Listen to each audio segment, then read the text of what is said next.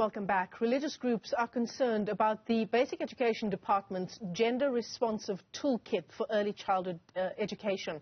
The toolkit aims to train pre-primary and primary school teachers about transgender ideology and gender diversity among children up to the age of 9. Let's unpack this story further. We're joined now by the department's Director for Social Cohesion, Likho Bottoman. It's great to talk to you. Thanks very much indeed for coming on to the program. Likho, it's a bit difficult for me to ask you specific questions about the toolkit because I understand it hasn't yet been made public. But perhaps you can describe to us what is contained in it. Okay, thank you so much, Michelle, and thanks for having us. I think, Michelle, it's important for us to firstly just outline what the contextual demands were for the Department of Basic Education to begin to introduce such a toolkit. We are dealing with a society that is ravaged by gender-based violence and gender inequality and harmful gender norms. Gender-based violence has seen quite a lot of women and girls being subjected to violence and even murder. And we see that in terms of gender inequality, some young women and girls in our country are really struggling to access some opportunities, especially pertaining to socio-economic opportunities that were predominantly designed for the male gender. And so we're trying as far as possible to see how we can propel young girls to begin to understand that the sciences, the technology, the engineering, and the mathematics careers are also designed for them.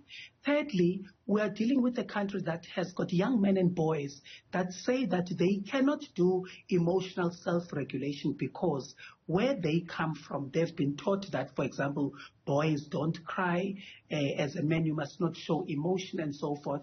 And so what that has done is that it has subjected boys to maladaptive emotional regulation. And so we thought that we needed to then come up with a plan as a sector that will assist us to look at all of those gender-related matters. And so when we listened to some of the research that we're using for evidence-based practice, it says to us that the earlier you start with gender norm change, the better, because gender perceptions and attitudes are set by, they start setting by the age of 2.5 years, but by the age of 7, they're almost unchangeable. And so we needed to come with something as the Department of Basic Education that will then assist teachers in a way that will help us to, to have those teachers and grade R educators and those ECD practitioners as agents of change on the ground. So the ECE toolkit that we have is not a new curriculum, but it is looking at the current curriculum and giving grade R teachers and ECD practitioners ways of teaching that do not perpetuate gender stereotypes amongst children.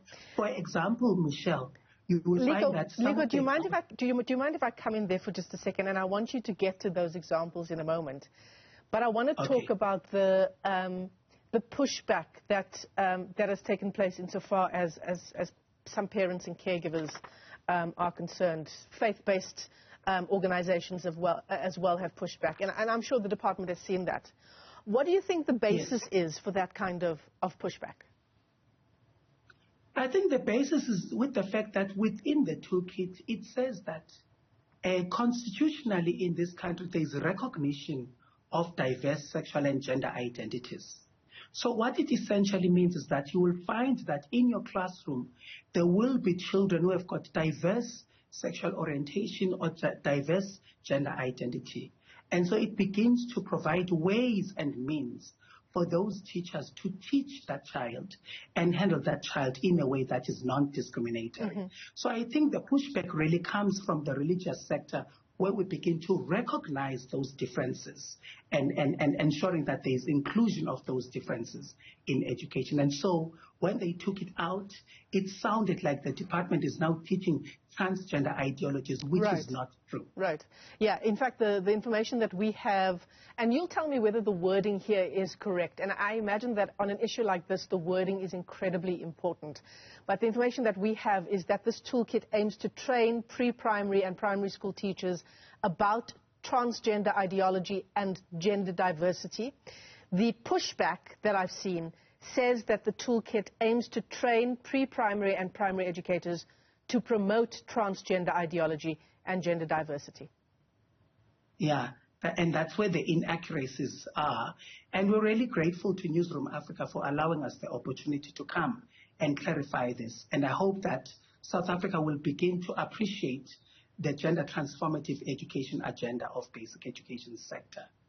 And we always talk about, you know, what can we do, and you mentioned in your first answer, Likho, what can we do about the levels of gender-based violence that we see in our country? During COVID-19, the President called it our parallel pandemic, and it's now our surviving pandemic, isn't it? I mean, is this a way of starting to answer that question? And how do you propose then getting buy-in from organizations, from faith-based groups, from parents and guardians who are actually against this? Well, you know, Michelle, I think it's very important for us to firstly note that the National Strategic Plan on Gender-Based Violence and Femicide has actually placed the responsibility on the Department of Basic Education to look at ways of rolling out an ECD program that takes into consideration gender inequality matters. And this is our response to that.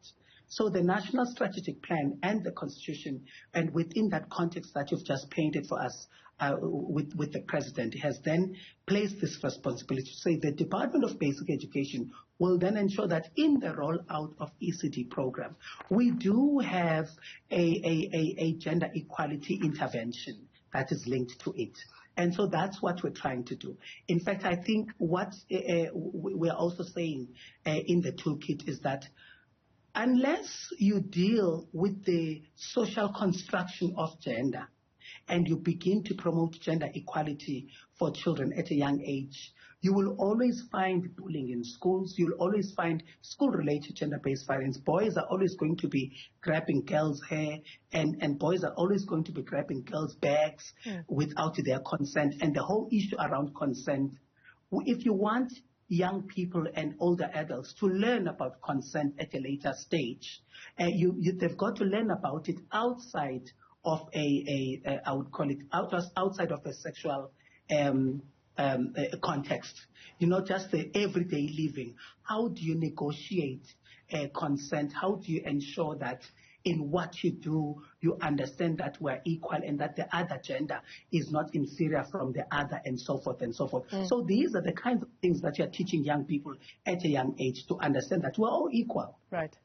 And you know, I mean, I have to agree with you. But the problem that for example, the Evangelical Alliance of South Africa, Reverend Martin Kla, he says his concern, he and other faith-based communities have said that their concern is that this toolkit goes above the heads of parents, and there was no consultation. I also understand, excuse me, that there was a proposal that the department allows for the formation of a family values unit within the DBE, and I understand the Department of Basic Education has rejected that proposal.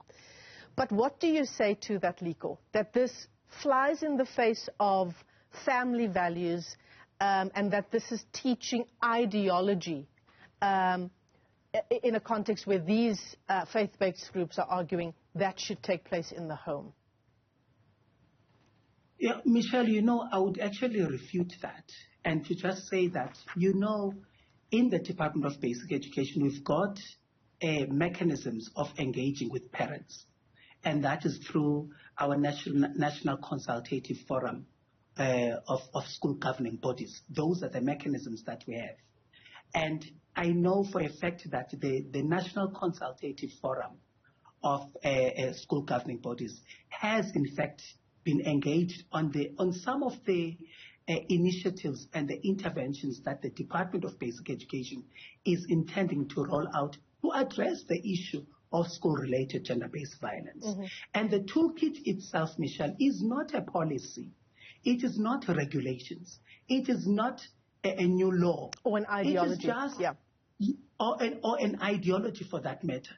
It is just a tool, an instrument that helps the teacher in grade R and the ECD practitioner to understand how best to drive constitutional values of equality with children. It is just that. And so, but we recognize that we'll probably need to sit down with our parental and religious fraternity so that we engage on these issues, so that there is a common understanding of what we need to do as a country to ensure that the gender equality agenda is advanced, because some of the religious groupings that we have engaged with on the toolkit have actually bluntly put it to us, Michelle, that patriarchy has carried their religions and cultures for thousands of years. And for the Department of Basic Education to think that it can challenge that and change that, it will require a lot. And so we need to rethink about what we are doing. And so automatically there you can clearly see that the constitutional values haven't quite been entrenched in the thinking of those organizations. And it means then that it's not safe for our girls and women if we're going to have people who are going to say that patriarchy is something that should not be challenged, that should not be changed because it is there. But we're also saying to parents and in the religious fraternity, continue to teach the gender inequality that exists in your religions. Continue to teach it and in your cultures. But in school, we are always going to drive a constitutional line when it comes to gender equality. We don't have a choice. Likho Bottoman, I have to absolutely agree with you. Thank you for your time this afternoon. The Basic Education Department's Director for Social Cohesion. Fascinating conversation to round up this edition of Daytime Update.